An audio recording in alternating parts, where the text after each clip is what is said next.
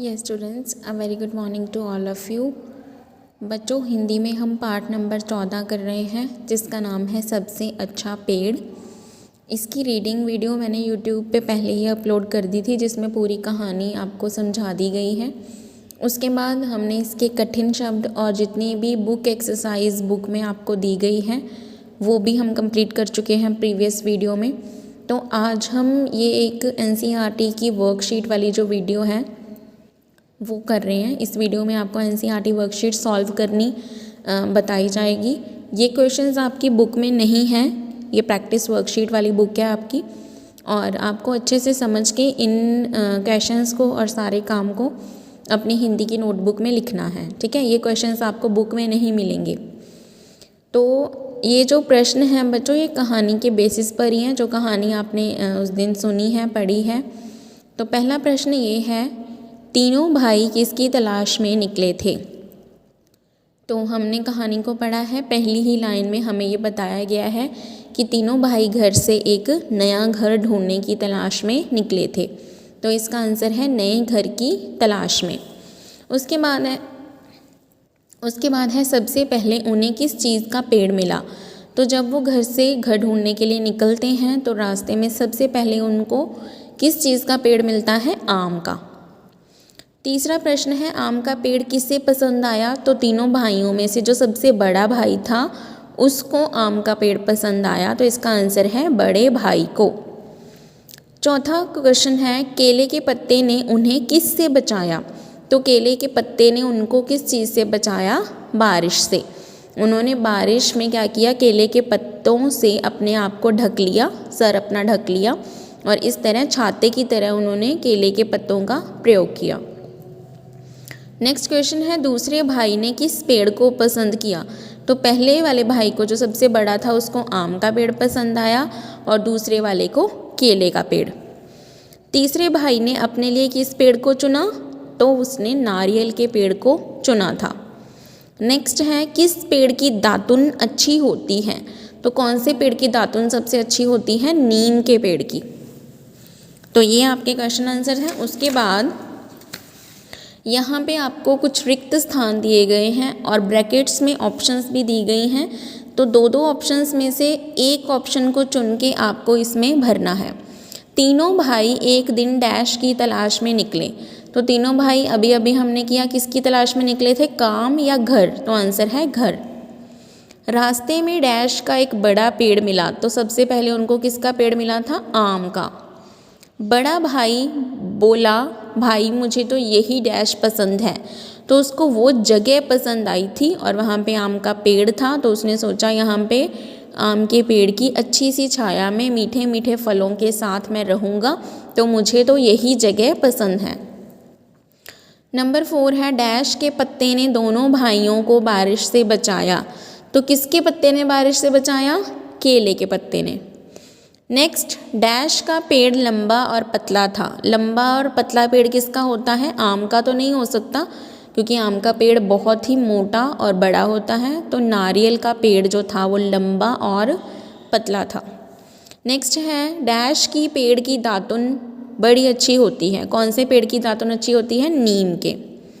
नारियल की डैश को काटकर मैं डोरियाँ बना सकता हूँ। तो रस्सियाँ और डोरियाँ किससे बनती हैं, नारियल की जटाओं से। जो नारियल के बाहर ब्राउन कलर की जटाएं होती हैं उससे।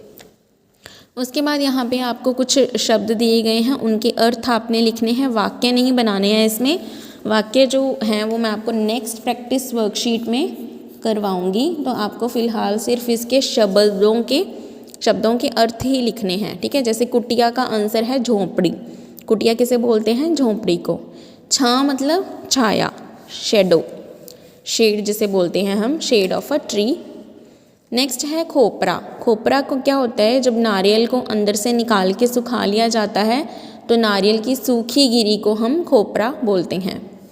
दातुन क्या होता है, दांत साफ करने के लिए जो छोटी छोटी कच्ची टहनियाँ हम यूज़ करते हैं वो दातुन है। दूधिया क्या होता है, जिसे बोलते हैं मिल्की, दूध जैसा सफ़ेद, जो फूलों में से, कई पत्तों में से भी दूधिया जो है वो रस निकलता है। नेक्स्ट आपको 4 ऑप्शंस दी गई हैं और इनमें से जो ऑप्शन सही होगी आपको इस पर टिक लगाना है। किस पेड़ की जटाओं से हम डोरियाँ बना सकते हैं? तो आंसर है नारियल। साबुन किस पेड़ की पत्तियों और फल से बनता है? तो नीम के साबुन आप सबने यूज़ भी किए होंगे।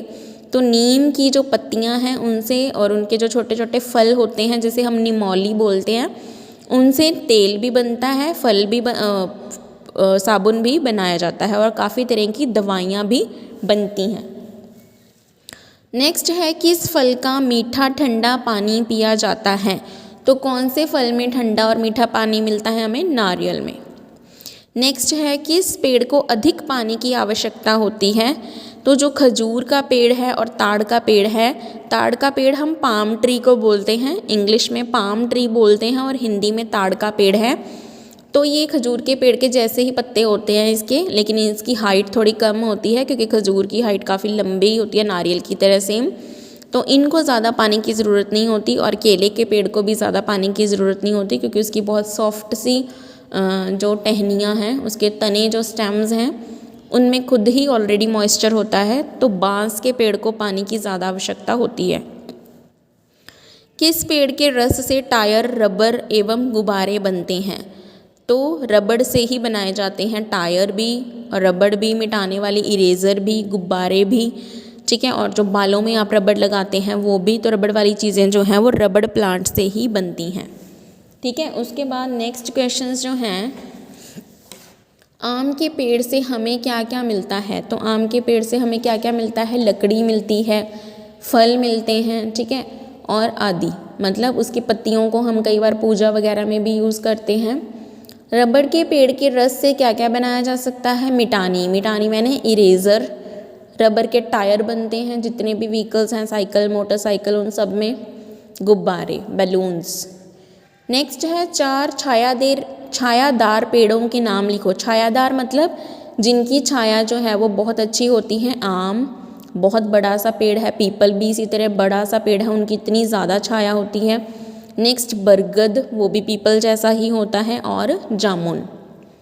नेक्स्ट है, नीम के पेड़ के क्या क्या फ़ायदे हैं? तो नीम के पेड़ को हम कहाँ कहाँ यूज़ करते हैं? दवाई बनाने में, साबुन बनाने में और दातुन करने में।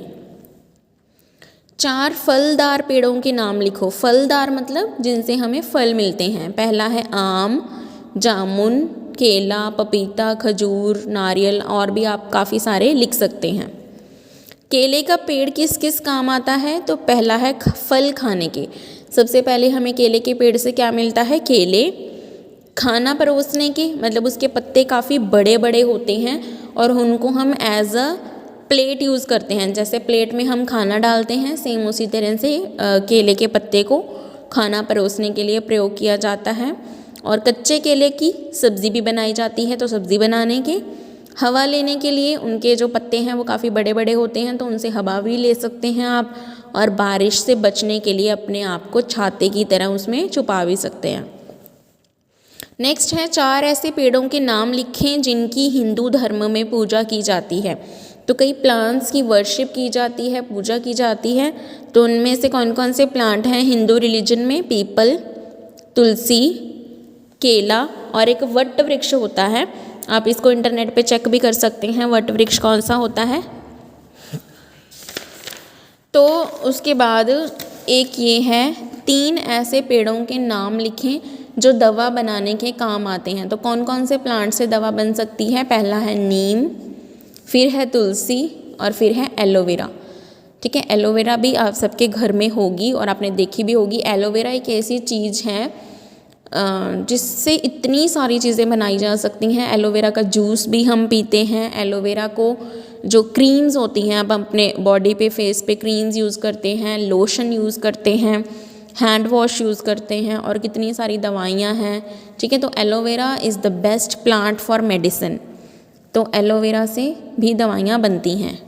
उसके बाद बच्चों, पेड़ हमारे सच्चे मित्र, हमें एक विषय दिया गया है, एक टॉपिक दिया गया है कि जो प्लांट्स हैं वही हमारे ट्रू फ्रेंड्स होते हैं। आपको इनके ऊपर 8 पंक्तियाँ लिखनी हैं, 8 लाइंस लिखनी हैं। लाइंस में आप क्या क्या लिख सकते हो? कि प्लांट से हमें दवाइयाँ मिलती हैं, हमें छाया मिलती है, फल मिलते हैं, फर्नीचर बनाने के काम आती हैं।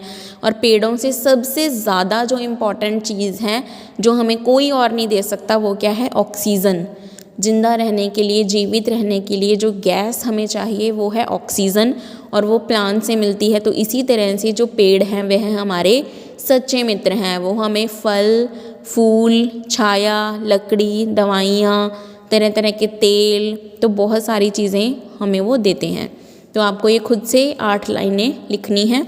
और उसके बाद आपको यहाँ पे एक केले का पेड़ दे रखा है, आपको सेम ऐसा ही पेड़ अपनी कॉपी में बनाना है और उसमें रंग भरने हैं, ठीक है। तो ये आपकी पाठ नंबर 14 की जो है पुस्तक अभ्यासमाला थी। इसको सुंदर लिखाई में अपनी कॉपी में लिख लो और अच्छी तरह से याद भी कर लो। ओके बच्चों, धन्यवाद एवं शुभ दिवस।